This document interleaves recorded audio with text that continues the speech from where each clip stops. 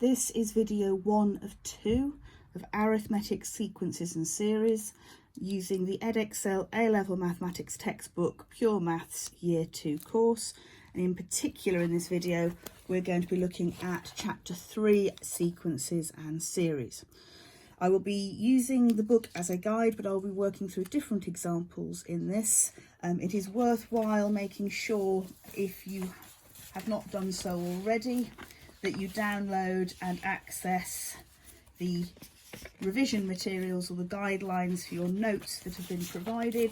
If you haven't got them already, don't worry, you can just make notes from this video, but you may wish to download from the link in the first comment below the document Arithmetic Series A2 Pure, so that you can work through this at the same time. I will not be following this document in order, and I'll not be doing any questions from this document, but it is a good resource to have to support the work we're doing today. When it comes to arithmetic sequences and series, you have already done some of this, hopefully, at GCSE. Now at GCSE you were given something like the sequence 5, 7, 9, 11, 13, and you were asked to find the next few terms and then find a general form of the sequence. Now the method that I always taught for GCSE, the cheating method, is check the gaps between terms. In this case every single gap is +2.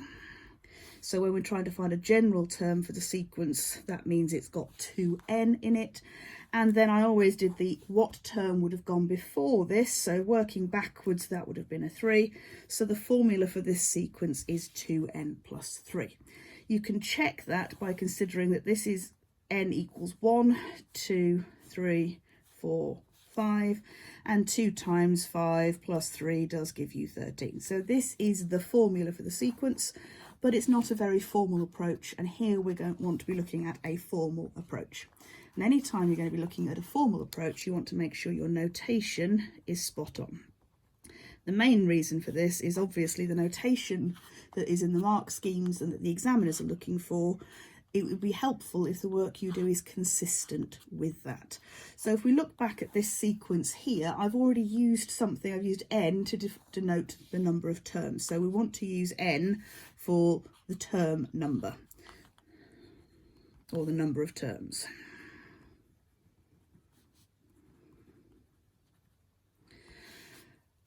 The first term in the sequence is important.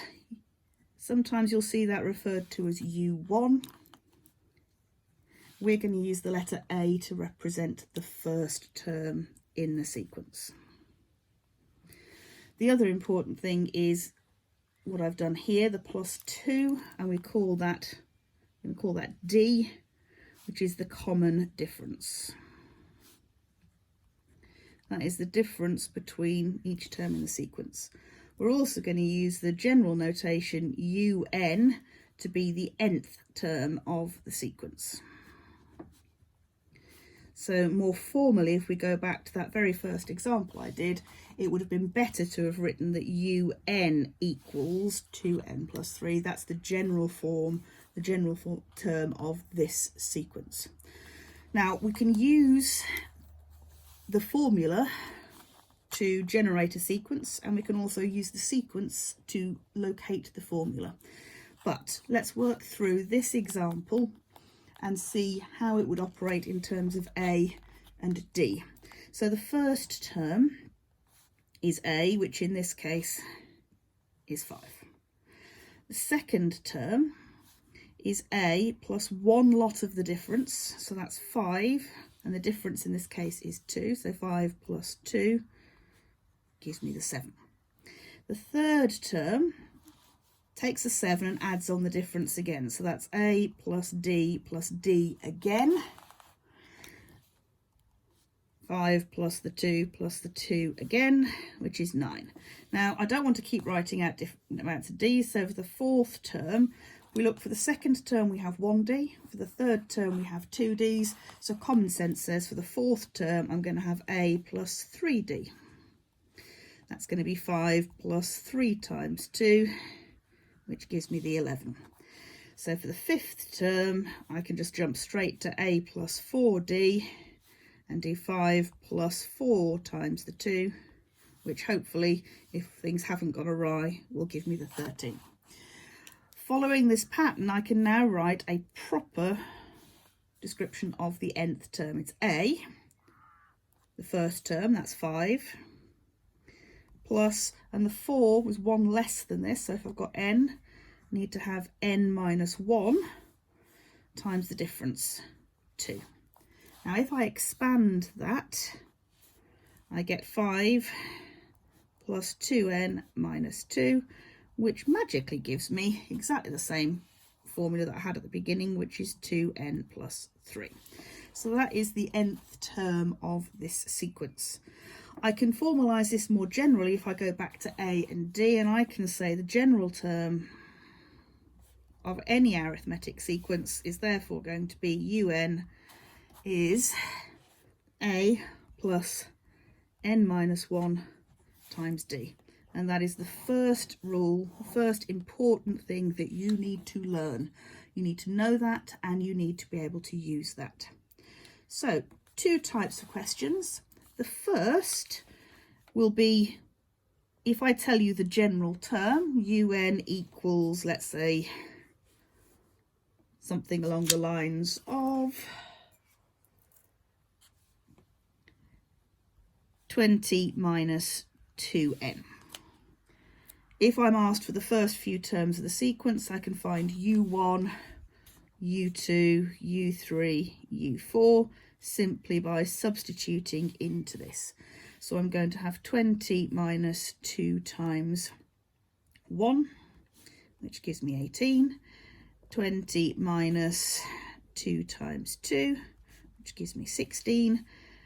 20 minus 2 times 3, which gives me 14. And 20 minus 2 times 4, which gives me 12. From here, you can see that the first term is 18, and looking at this from term to term, the common difference, I'm going from 18 to 16, 16 to 14, 14 to 12, the common difference is -2. So don't expect necessarily these to be whole numbers. Don't expect them to be all positive. They can be positive, they can be negative, they can be fractions.